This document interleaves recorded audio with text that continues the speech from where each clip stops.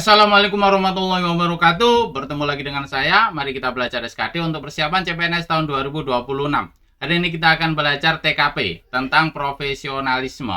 Oke, langsung saja kita bahas soal-soalnya. Soal nomor 1. Anda adalah kepala bagian produksi di sebuah pabrik makanan. Suatu hari Anda harus menghadiri rapat strategis dengan direksi yang akan membahas kebijakan penting perusahaan. Sementara di saat yang sama, ada inspeksi kualitas produk yang harus diawasi langsung oleh Anda. Sebagai seorang profesional, apa yang sebaiknya dilakukan? Kita sebagai kepala direksi, kepala bagian produksi. Nah, kemudian menghadiri rapat dengan direksi, terus kemudian ada inspeksi yang harus diawasi langsung oleh Anda. Nah, langsung direksi, inspeksi. Apa yang sebaiknya dilakukan? A. Mengatur ulang jadwal inspeksi agar bisa menghadiri rapat direksi tanpa hambatan. Mengatur ulang enggak? Bukan solutif. B. Menunda rapat dengan direksi untuk sepenuhnya fokus pada inspeksi kualitas. Menunda. Nah, ini kurang bagus. Meminta agar rapat dijadwal ulang agar bisa menyelesaikan inspeksi lebih dulu. Rapat dijadwal ulang. Nah, ini bukan solutif. Dia mendelegasikan pengawasan inspeksi pada supervisor berpengalaman agar fokus menghadiri rapat. Nah, ini oke, Pak. Solutif. Direksi terselesaikan, inspeksi terselesaikan. E. Memutuskan untuk menghadiri rapat direksi lebih dulu dan mengawasi hasil inspeksi setelahnya. Ini nggak maksimal. Poinnya mungkin 5. Karena ABC ini bukan solutif. Berarti ini poinnya 5, sedangkan ini poinnya 4. Sekarang kita cari yang poinnya 1, 2, 3. 3, 2, 1. Mana kira-kira?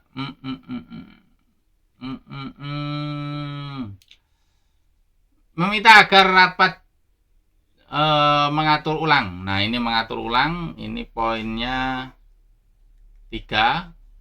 Terus kemudian menunda rapat. Ini poinnya 2. Meminta agar rapat dijadwal ulang. Poinnya 1. Lanjut nomor 2. Anda adalah seorang analis data di sebuah perusahaan investasi milik pemerintah. Anda menyadari bahwa perkembangan teknologi analisis data semakin pesat dan Anda perlu meningkatkan keterampilan agar tetap relevan di bidang ini. Nah, ini meningkatkan keterampilan. Apa yang sebaiknya dilakukan? Workshop, pelatihan. Ya, untuk meningkatkan keterampilan ya workshop, ya pelatihan, kursus. A. Mengusulkan kepada perusahaan untuk mengadakan pelatihan bagi karyawan terkait teknologi terbaru. Nah, ini ada pelatihan. Oke lah, keep dulu. Bergabung dengan komunitas profesional untuk berdiskusi dan bertukar ilmu dengan praktisi lainnya. Enggak, bukan solutif. Ini sebenarnya yang A ini bukan solutif, soalnya masih pengajuan. Nah, ini aja dulu. C. Menunggu hingga perusahaan menyediakan pelatihan resmi untuk meningkatkan keterampilan. Nah, ini menunggu. Nah, ini ya. Ini bukan solutif, menunggu. D. Menghadiri pelatihan atau workshop tentang teknologi terbaru dalam analisis data. Nah, ini solutif ini. E. Mencari sumber belajar mandiri seperti tutorial gratis atau buku-buku relevan di waktu luang. Ini nggak bagus ini. Mencari sumber belajar mandiri. Seharusnya ya pelatihan, kursus, workshop. Nah, berarti ini adalah poin 5-nya adalah D. Poin 4-nya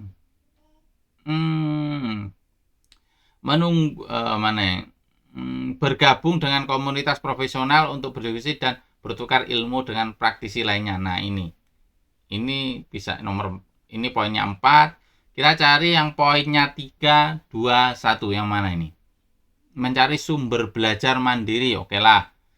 Terus kita bandingkan dengan mengusulkan kepada perusahaan Ini masih tahap mengusulkan ini sebenarnya. Jadi ya ini 3.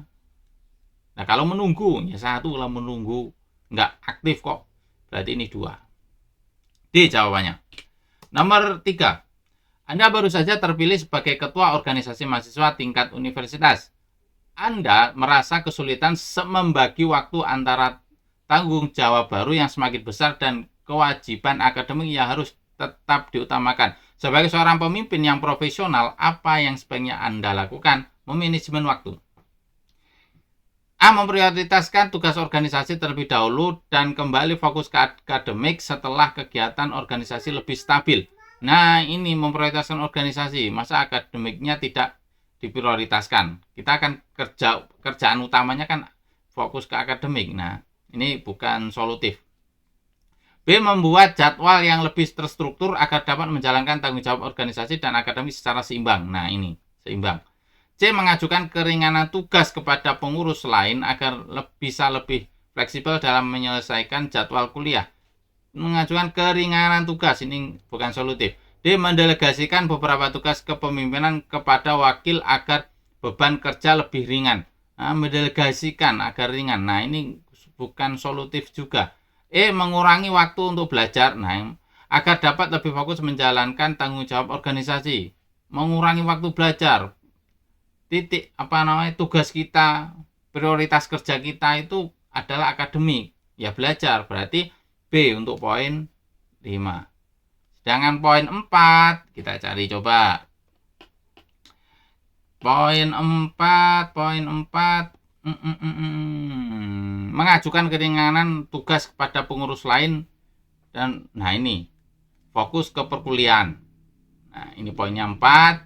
Terus kalau poin 3, nah ini mendelegasikan beberapa tugas kepemimpinan kepada wakil agar beban kerja lebih ringan. Nah ini berarti lebih fokus ke kuliah. Berarti ini 3.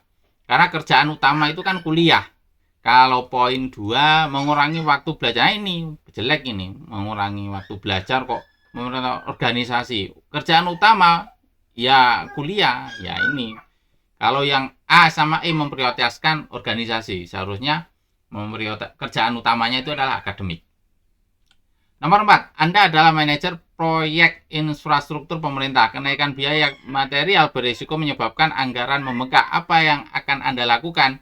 A. Saya akan mengevaluasi anggaran secara menyeluruh, mencari efisiensi biaya tanpa menurunkan kualitas, serta berkoordinasi dengan pihak terkait. Nah, ini bagus, ini solutif ini. B. Saya akan tetap menjalankan proyek sesuai rencana awal meskipun ada risiko anggaran membengkak. Nah ini. Karena penyelesaian tepat waktu lebih utama. Nah, ini lebih bagusan A. Saya akan mengajukan permohonan C. Saya akan mengajukan permohonan tambahan dana kepada pihak berwenang agar proyek tetap berjalan tanpa kendala akibat kenaikan biaya. Mengajukan permohonan tambahan. Nah ini kurang bagus. D. Saya akan menunda beberapa bagian proyek yang membutuhkan dana besar sehingga dapat kepastian tambahan anggaran yang memungkinkan proyek berlanjut. Ini kurang bagus, menunda.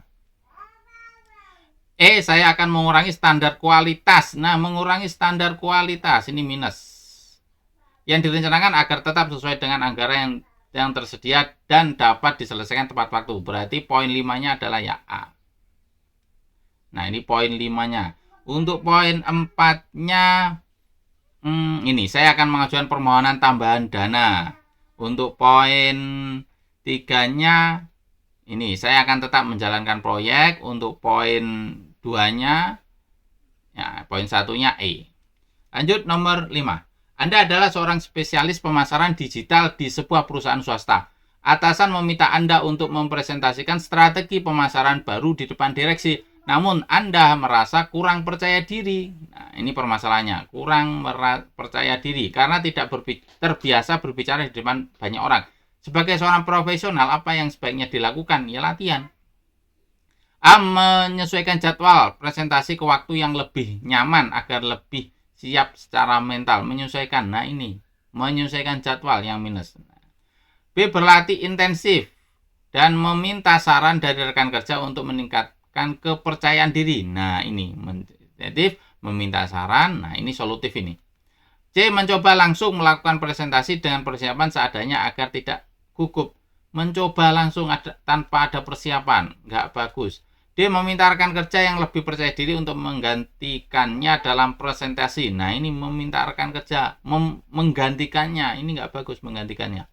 E. Meminta atasan untuk membebaskan Anda dari tugas presentasi karena merasa tidak sanggup membebaskan Anda. Nah, ini poinnya 1 ini. Jadi poin 5-nya adalah yang B.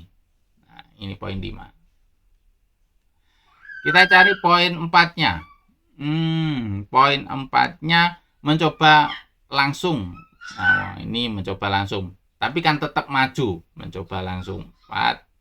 Terus poin 3-nya.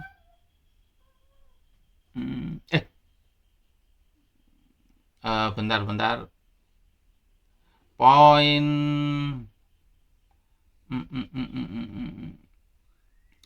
poin 5-nya B. Poin bukan ini poin 4-nya. Poin 4-nya mencoba ini menyesuaikan jadwal. Ini poin 4. Terus poin 3-nya yang ini. Poin 2-nya adalah yang ini.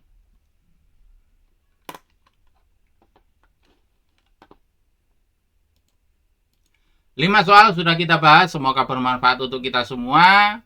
Dan semoga di tahun ini kita lolos PNS. Al-Fatihah. A'udzubillahi minasyaitonir rajim. Bismillahirrahmanirrahim. Alhamdulillahirabbil iya karena mudah yang nasta'in shiratal mustaqim shiratal ladzina an'amta 'alaihim ghairil maghdubi 'alaihim. Amin. Terima kasih, saya akhiri. Assalamualaikum warahmatullahi wabarakatuh.